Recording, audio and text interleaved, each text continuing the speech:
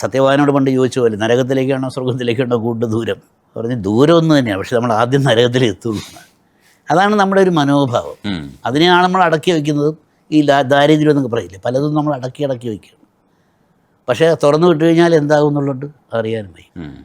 അപ്പോൾ അതിനകത്ത് ആ ഒരു പാട്ട് ഇപ്പം ഈ ഒരു കാലഘട്ടം അങ്ങനെ പാട്ട് ആവശ്യപ്പെടുന്നുണ്ടെങ്കിൽ ഒന്നെങ്കിൽ സമൂഹത്തിൻ്റെ വൈകൃതം, അല്ലെങ്കിൽ വൈകൃതം എന്നല്ല, സമൂഹം അത് ഇഷ്ടപ്പെടുന്നു. അത് വൈകൃതമാണോ?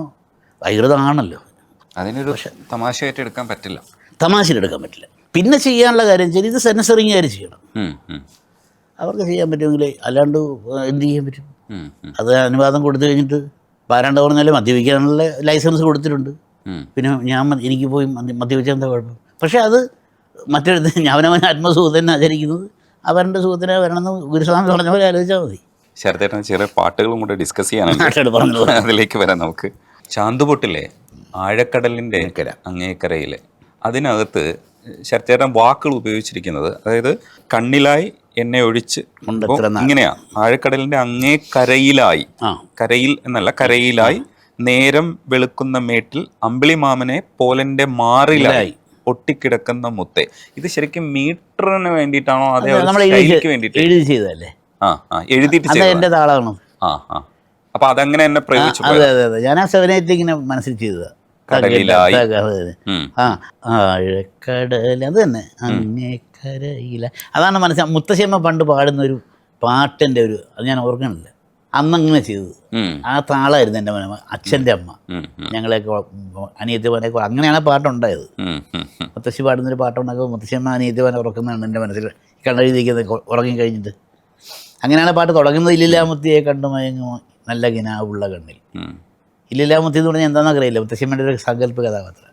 കുഞ്ഞിങ്ങനെ ചിരിക്കുമ്പോൾ ഇല്ലില്ലാമുത്തി പൂ കൊണ്ട് കാണിച്ചു, അത് അതേ ചിരിക്കും. അപ്പോൾ കണ്ണ് ഉറങ്ങിക്കഴിഞ്ഞാണല്ലോ കണ്ണൊക്കെ എഴുതുന്നത്. അപ്പം അന്നേരം മടി കിടന്ന് ചിരിക്കും, ചിലപ്പോൾ ഇങ്ങനെ കരയൊക്കെ ചെയ്യും. അപ്പോൾ ഇല്ലില്ലാമുത്തി ദേഷ്യപ്പെട്ടു എന്ന് പറയും.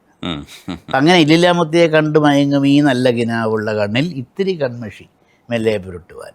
മുത്തശ്ശിയമ്മയുടെ അങ്ങനെ മുത്തശ്ശിയമ്മയുടെ ഒരു ആഗ്രഹത്തിൽ നിന്ന് ഉണ്ടായ ഒരു പാട്ട്. അതായിരുന്നു ആദ്യം എഴുതിയ വരി. പിന്നെയാണ് അതിനെ അങ്ങോട്ടും ഇങ്ങോട്ടും വലിച്ചു കിട്ടിയത്. ആഴക്കടലൊക്കെ പിന്നെ വന്നതാണ്. പക്ഷെ അത് ഭയങ്കര സൂപ്പർ ഹിറ്റ് ആയിരുന്നു. ജാനകിയമ്മയുടെ ശബ്ദത്തിൽ ജാനകിയെന്ന് വെച്ചാൽ അത് ഭയങ്കര സങ്കടം ഉണ്ടായിരുന്ന കാര്യമാണ്. ജാനകിയമ്മ അത് പാടുമ്പോൾ ആസ്മ വല്ലാണ്ടുള്ളൊരു സമയം, ശ്വാസം മുട്ടലുണ്ടായിരുന്നു. ഈ ഇമ്പായി ഇച്ചായും വലിയ പ്രശ്നം ഉണ്ടാക്കുന്നത്. ഇച്ച അങ്ങനെ എഴുതുമല്ലോ, നമ്മൾ ചായ എഴുതിയിട്ട് താഴെ ഇതിടുമല്ലേ, അല്ലാണ്ട് നമ്മൾ ഇച്ച എഴുതും, കണ്ടിട്ടില്ലേ? അങ്ങനെ എഴുതും. അച്ഛന് നീണ്ടു പോകുന്നുള്ളൂ, ഇമ്പ നീട്ടമില്ല. ഇച്ച എഴുതുമ്പോൾ ഇങ്ങനെ എഴുതും, പച്ച, അതല്ലേ ജാനകിയമ്മ പാടിയ അങ്ങനെയായിരുന്നു. അമ്പാടി തന്നിലെ ഉണ്ണിയെ പോലെ നീ കൊച്ചനാണെങ്കിലും കൊമ്പനാണെങ്കിലും എന്നാണ്. പക്ഷേ ഒരാഴ്ചയൊക്കെ താമസിച്ചിട്ടാണ് ഈ പാട്ട് റെക്കോർഡ് ചെയ്ത് മേടിച്ചത്. പാടിക്കുക എന്നുള്ളത് ലാൽ ജോസിൻ്റെ ജന്മാഭിലാഷമായിരുന്നു ജാനകിയമ്മയെ കൊണ്ട്. പക്ഷെ പാടി വന്നപ്പോൾ ഇങ്ങനെയായിപ്പോയി. പിന്നെ രണ്ടാമത് വീണ്ടും പോയി കൊമ്പനാക്കിയത്. അത് ഇതിനകത്ത് 17 പൂങ്കരൽ എന്നുള്ള പാട്ടിലും ശ്രേയ തെറ്റിച്ച് പാടിയിട്ടുണ്ട്. പ്രേമം പണ്ടേ വരം വിട്ട പാടത്തൂടെ, പ്രാണം പറയും വരമ്പാണല്ലോ, പക്ഷെ അവിടെ ഇമ്പായിച്ചായും പ്രശ്നം. പ്രേമം പണ്ടേ വരച്ചിട്ടെന്നാണ് പാടിയിരിക്കുന്നത്. അവിടെ ഇമ്പായിച്ച എഴുത്തിൽ മിസ്റ്റേക്ക് അല്ലേ? അതെ അതെ. അപ്പം നമ്മൾ അത് ചിലപ്പം സംഭവിക്കുന്നത് ഇപ്പം ദേവരാമ കാലത്തൊക്കെ അങ്ങനെ പഴയ കാലത്ത് കാര്യം അവരിൽ മ്യൂസിക് ഡയറക്ടർ തിരക്കുമായിരുന്നു. ലിറിക്കിനെ കുറിച്ച് ഭാഗം കൊണ്ടൊരു ശ്രദ്ധിക്കും. ഇപ്പം നമ്മുടെ ഒരു കാലഘട്ടത്തിൽ അങ്ങനെയില്ല. മ്യൂസിക് ഡയറക്ടർ മിക്കവാറും പാടുന്ന പാട്ടിൻ്റെ ടോണും സംഗതികളും മാത്രം നോക്കുക എന്നൊരു തലത്തിലേക്ക് മാറുമ്പോൾ ഈ ലിറിക്കൽ സൈഡ് ശ്രദ്ധിക്കുന്നത് അങ്ങനെ സംഭവിക്കുന്നതാണ്. പണ്ടതൊന്നുമല്ല, കറക്റ്റായിട്ട് പറയും. ഹരിഹരൻ സാറിനോട് അയ്യോ അവസാനം എൻ്റെ സ്വാമി എന്ന് പറഞ്ഞ അദ്ദേഹം തൊഴുത് എനിക്കിപ്പോഴും ഓർമ്മയുണ്ട്. ആരോ പാടുന്ന ദൂരെ പാടിക്കൊണ്ടിരിക്കുക. രാജാ സാറ് മ്യൂസിക് സൈഡ് ഇങ്ങനെ പിടിച്ച് വിറപ്പിക്കുന്നു, ഞാനാണെങ്കിൽ ലിറിക് സൈഡ് ഇങ്ങനെ പിടിച്ച്. എനിക്ക് വിറപ്പിക്കാനൊന്നും പറ്റില്ല, എനിക്ക് അപേക്ഷിക്കാനേ പറ്റുള്ളൂ അങ്ങനെയുള്ള മുമ്പിലൊക്കെ. അങ്ങനെ പിന്നെ രാജാ സാർ എന്ന് പറയുമ്പോഴത്തേക്ക് ഇദ്ദേഹം അക്ഷരത്തിന് ഉച്ചാരണം തെറ്റി വരും. അപ്പം ഞാൻ കയറി ഇടപെടും. കുറേ കഴിഞ്ഞിട്ട് പൊന്നുസ്വാമി അതൊന്ന് ആദ്യം തീർക്കട്ടെ എന്ന് പറഞ്ഞിങ്ങനെ തൊഴുന്നത്. പറഞ്ഞിട്ട് കാര്യമില്ലോ. അയ്യോ ആനപ്പുറത്ത് കയറി എന്ന് പറയുമ്പോൾ കഥ മാറി. ഒരു പായ അത് നമ്മളെ ബാധിക്കും. ആനപ്പുറത്ത് കയറി തീർന്നിട്ട്. അതിൽ ഓമനപ്പുഴയും നല്ല പാട്ടായിരുന്നു. വിനീതിന്റെ ശബ്ദം അതൊക്കെ അതെല്ലാം അദ്ദേഹത്തിൻ്റെ മിടുക്കാണ്. അടിപൊളിയായിരുന്നു. ലാൽ ജോസിന്റെ തന്നെ അച്ഛനുറങ്ങാത്ത വീട്ടില് എനിക്ക് ഇഷ്ടപ്പെട്ട രണ്ട് പാട്ടുകൾ എനിക്ക് ഭയങ്കര ഇഷ്ടമാണ്. ഒഴുകുകയായി പുഴ പോലെ, അതിന്റെ ഭയങ്കര രസമാണ്. ഒഴുകുകയായി പുഴ പോലെ, ഭയങ്കര രസമുള്ള സാധനം. റജു എന്നുള്ള ഗായകനാണ് അത് പാടിയത്. അതെ, അതേപോലെ തന്നെയാണ് അതിനകത്ത് സിയോൻ മണവാളൻ. അത് ശരിക്കും രണ്ടർത്ഥത്തിൽ അത് ഉപയോഗിക്കുന്നുണ്ട് ആ പാട്ട്, ആ സിനിമയ്ക്കുള്ളിൽ. അത് ഒരു ഭക്തിഗാനമായിട്ടല്ല അതിനകത്ത് കാണിക്കുന്നത്. ഭക്തിഗാനം എന്നുള്ള രീതിയിൽ അവതരിപ്പിക്കുമ്പോഴും അതിന് വേറൊരു അർത്ഥമാണ് ഉള്ളത്. അത് പക്ഷെ ഭക്തിഗാനത്തിന്റെ മോഡലിൽ തന്നെയാണ് അത് ചെയ്തിരിക്കുന്നത്. ചെയ്ത് അങ്ങനെ തന്നെയാ. പള്ളിയിലെ പെന്തക്കോസ്തിന്റെ പള്ളിയിലെ ഒരു സോങ് അങ്ങനെ തന്നെ പറഞ്ഞാണ്. അങ്ങനെ തന്നെ പറഞ്ഞാൽ ഞാൻ ഒറ്റയ്ക്കാണ് പള്ളിയിൽ പോയത് നോക്ക്. ഇവർ രണ്ടുപേരും ഒന്നുമില്ല. കാര്യം അവർ ക്രിസ്തീയത്തിൻ്റെ വേറെ വിഭാഗങ്ങളായ കാരണം ഇങ്ങോട്ട് വന്നു കഴിഞ്ഞാൽ ചോദ്യം വരും ചിലപ്പോൾ. ഒറ്റയ്ക്ക് പോയി ഞാൻ അവിടെ തന്ന് ഈ പാട്ട് ഇത് മുഴുവൻ ഇതും കണ്ടു. പക്ഷെ നമ്മൾ ഈ ഒരു ലക്ഷ്യത്തോടെ അല്ല പോയെങ്കിൽ നമ്മൾ അതിനെ തടുവുമ്പോഴും അതിൻ്റെ പവർ അതാണ്, ഭയങ്കര ശക്തിയാണ്.